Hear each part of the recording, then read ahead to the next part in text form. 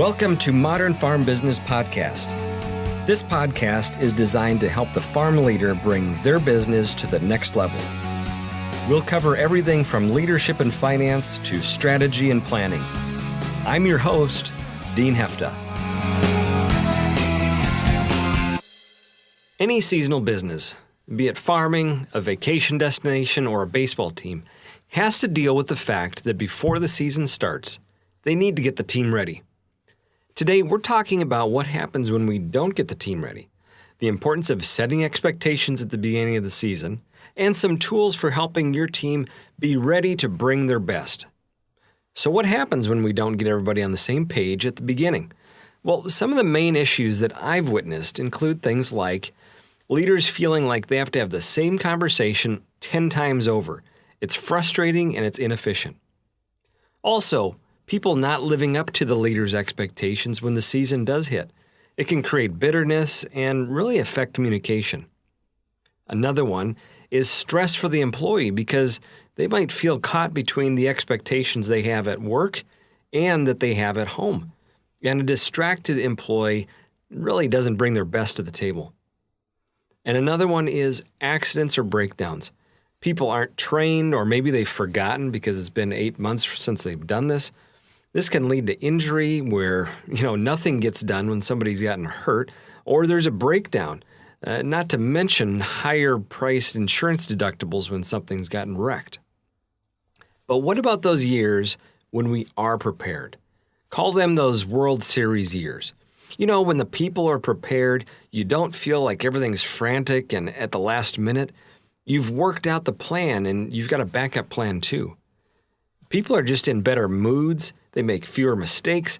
Repairs and accidents are down. The team's creative and they're gelling and they're out of distress. And you actually end up needing less equipment because everything's just working at peak efficiency. Those are the years that are fun. So let's talk about areas to focus our energy on when we're getting ready for the year.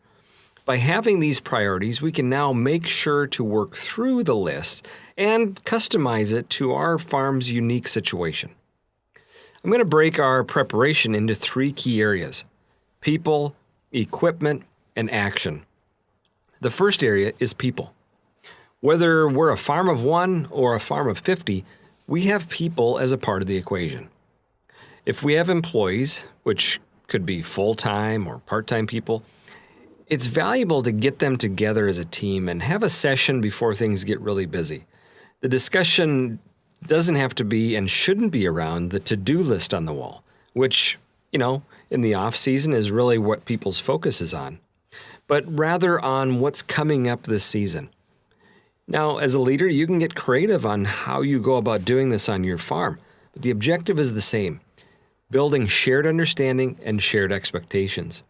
You might find that a Saturday morning breakfast at the shop where you can get people together, have a roundtable discussion, and really talk about any changes that are coming for the year, reviewing some major expectations you have, going through some safety procedures, and getting some discussion going and input from people on the team on the things that maybe they want to make sure to highlight or remind people of, or maybe questions that they have as you get ready for the year. Those types of discussions are really important. It's also a chance to remind the team that, hey, in the off season, get your dentist appointments out of the way, take the weekend trip with the family so that when the season hits, you're not distracted and there aren't things coming up. Sometimes we just have to remind people of those things. And that's a big part of our job as leader, is getting the thinking out into the future of our team. Your job is to figure out what's the right approach for your operation. Another area that gets forgotten by a lot of businesses is the employee's family. It's easy for us as owners of the operation to really get focused on getting the job done and forgetting that a lot of other people around don't have that same understanding of the operation that we do. During the long and demanding hours of the season, your employees are, having to balance the demands of being a spouse and a parent, while they're also trying to be great employees too. If you can get their support system on board, and I mean their family, you're going to have a much more effective and present employee. So what can be done? Well, this is where you get to be creative depending on your situation.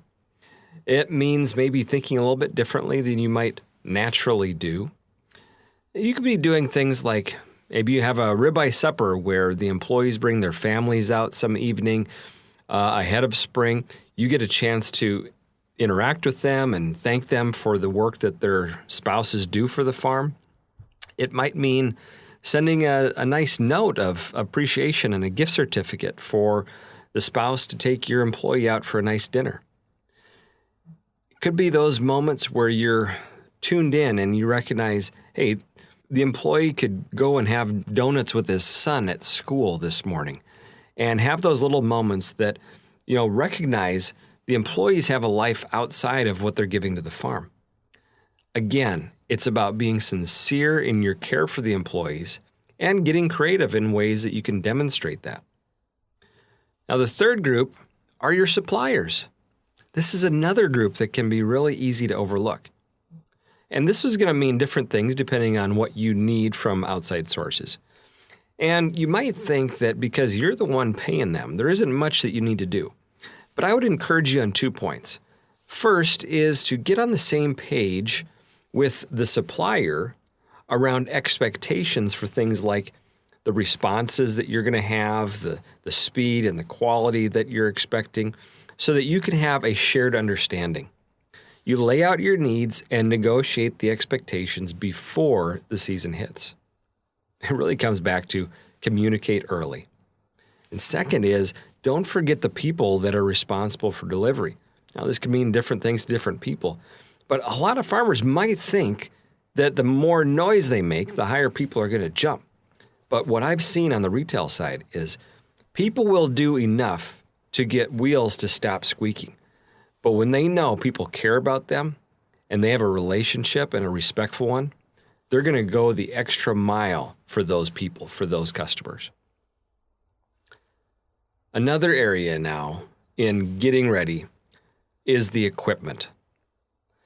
2 parts to this equation. First is just the service side of it. It's both ensuring that the performance is going to be there when the season hits. Have the welds been checked for cracks? Are the bearings that need replaced? Have the wiring harnesses been inspected? It's those things that are likely to trip you up when the season hits. The other side of this is safety. Making sure that brakes are in good order, that all the lights are working, windows are clean, there's fire extinguishers and first aid kits around, and then training the team around what's expected and how to utilize those safety pieces, the safety equipment, and then, what are the processes for when we have breakdowns? What are we going to do? Or if there is an emergency? Another piece of the equipment side is contingency planning. It's really having your plan B in place. What are the choices that we have if we need a different planting tractor? What if we get delayed because of weather and we're behind? Do we have options if we can't get all of the fertilizer on in a timely manner?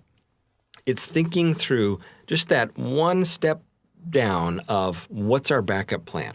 Doesn't mean that that's going to be your plan if that does come up, but research has found that when we think through these what-if scenarios, we're much more likely to be able to act quickly and effectively when those situations come up. Now, the final of the 3 areas is actions. These are the clear plans for the things that we are going to do.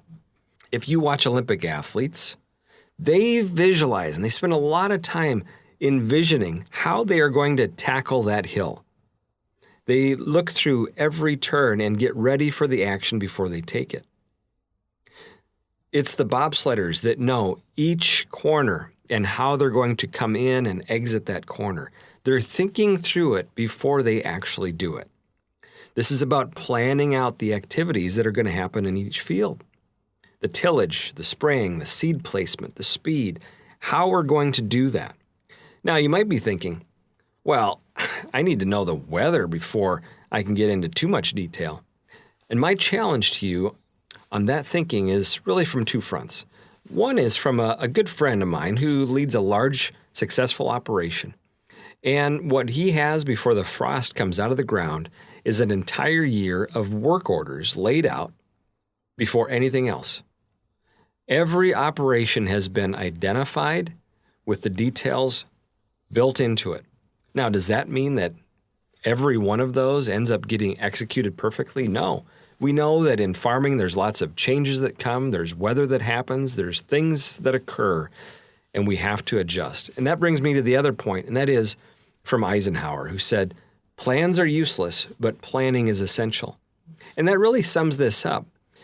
Eisenhower didn't say that you shouldn't have plans, but what he recognized is it is the process of creating the plans that brings the real value. What we know is that when we can work through those plans ahead of time, it gives us a chance to encounter the hurdles that we're going to encounter before they come. It means that we're going to be more prepared. We might be thinking through resources that we're going to need that we hadn't thought of. We're not going to be 100% accurate, and that shouldn't be our goal. We're going to make changes as we get new information, but it's a lot easier to adjust a plan that we have than having to start an entire plan from scratch in the middle of a battle. So there you have it. Being intentional as a leader with our teams helps us to get out in front of what we know is going to be inevitable. Think about your operation. What can I do to get my people ready, my equipment set, and my actions laid out? Some time invested now can save a lot of headaches later. Thanks for joining me this week, and I look forward to seeing you again on the next episode. And thank you to Water Street Solutions for making this program possible. And as always, you can reach me at dean@modernfarmbusiness.com. Have a great week. We'll see you later.